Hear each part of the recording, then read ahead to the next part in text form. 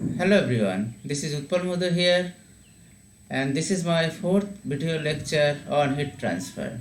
Today I shall discuss conduction heat transfer, and subtopic is concept of critical thickness of insulation. Now in this lecture I shall cover what is critical thickness of insulation, critical thickness of insulation for cylinder, critical thickness of insulation for sphere, and finally I shall solve some problems. Now, what is critical thickness of insulation?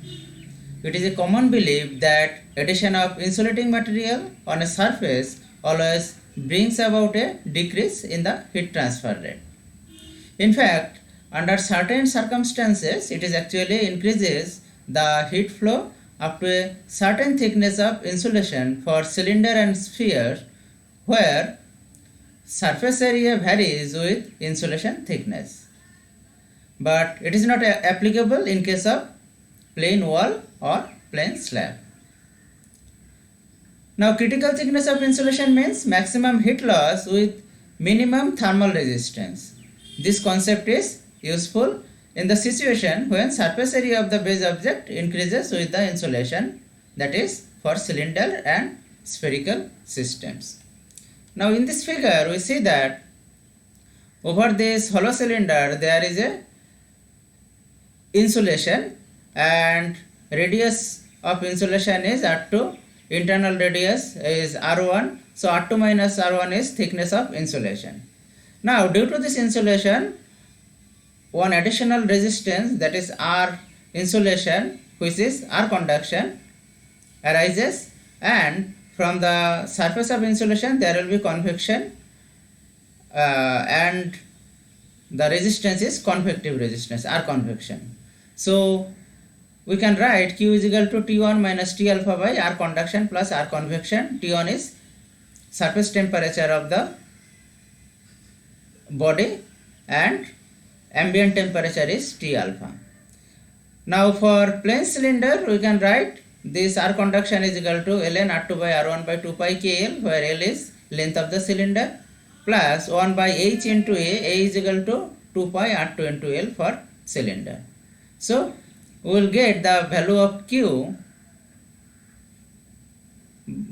by dividing T1 minus T2 with ln R2 by R1 by 2 pi KL plus 1 by H into 2 pi R2 L. Now if we increase this insulation, then Q will decrease, and if we decrease this insulation, Q will increase. So Q will be Q max when this value is minimum. Now if we plot Q versus R2, that means R2 means radius of insulation, then we will see when there is no insulation, then R2 is equal to R1 and the value of Q is equal to Q bare.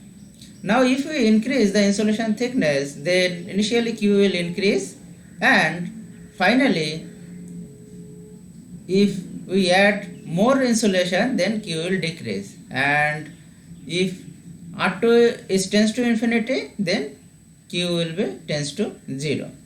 So when Q is equal to Q max, then R2 is equal to R critical. That means at R critical the heat transfer rate for this system will be maximum. Now critical thickness of insulation for cylinder. Here this one is insulation and this one is a solid cylinder, and over this surface there is a fluid film. Now Q will be equal to Q max when this bottom portion is minimum. So derivation of this one is 0. So d dr2 into ln R2 by R1 by K plus 1 by H R2 is equal to 0. So by simplifying this one, we will get R2 is equal to K by H. So R2 minus R1 is equal to critical thickness of insulation, where R2 is equal to R critical and its value is K by H. Now the unit of critical thickness of insulation, SI unit, is meter.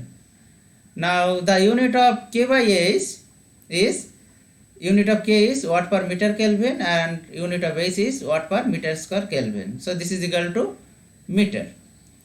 So don't be confused, it will be always K by H, not H by K. Now critical thickness of insulation for sphere, the cross section is similar. Here Q is equal to 4 pi into T1 minus T8 divided by R2 minus R1 by K R1 R2 plus 1 by H R2 square. Actually it is equal to T1 minus T8 divided by R2 minus R1 by 4 pi K R1 R2, that is conduction resistance, and plus 1 by 4 pi into H R2 square, which is convective resistance. Now this one will be minimum for maximum Q. So by derivation, that means d dr2 of R2 minus R1 by K R1 R2 plus 1 by H R2 square is equal to 0. By simplifying we will get R2 is equal to 2 K by H. So for cylinder it was R2 is equal to, or R2 is equal to R critical is equal to K by H, and for sphere it is equal to 2 K by H. And R2 minus R1 is critical thickness of insulation. Now first solve problem. Calculate the critical radius of insulation for asbestos whose thermal conductivity is equal to 0.17 watt per meter degree centigrade, surrounding a pipe and exposed to room air at 20 degree centigrade with H is equal to 3 watt per meter square degree centigrade. Calculate the heat loss from a 200 degree centigrade 5 centimeter diameter pipe when covered with the critical radius of insulation and without insulation. Now we know that for critical thickness RC, that is equal to R2 is equal to K by H for cylinder. So this is equal to 0.17, K is equal to 0.17 divided by H 3. So it is equal to 5.67 centimeter. The inside radius of the insulation is 5 by 2, that means 2.5 centimeter. So the heat transfer is calculated from equation as Q by L is equal to, that means heat transfer rate per unit length is equal to 2 pi into 200 minus 20 divided by ln R2, that means 5.67 by R1 2.5 by thermal conductivity K, that is 0.17 plus 1 by R critical, R2 is equal to R critical 0.0567 into 3, that means H. So from here we will get Q by L is equal to 105.7 watt per meter. So when R2 is equal to R critical, we will get the rate of heat transfer is equal to 105.7 watt per meter. Now without insulation, R2 is equal to R1. So here Q by L is equal to H into A into temperature difference. So H, that is 3 into A is equal to 2 pi R, 2 pi into 0.025 into Ti minus T0, that is 200 minus 20, that is 84.8 watt per meter.